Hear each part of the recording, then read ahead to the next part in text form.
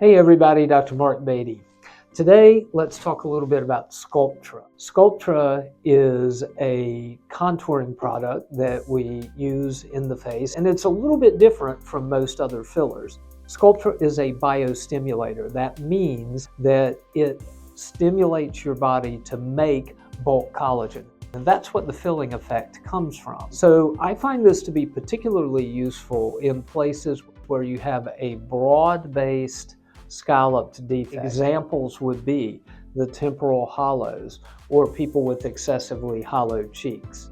And this can be a fantastic and very controllable solution for those types of problems.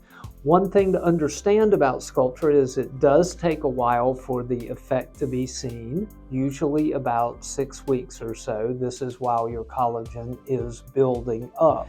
And it's a treat to effect product, meaning that it often is going to take 2 or 3 sessions to get it dialed into exactly where we want it. However, once complete, this is a very long-lasting treatment, with most patients enjoying 18 to 24 months or even more of augmentation, and it can be a fantastic choice for those areas that I mentioned: temples, hollow cheeks.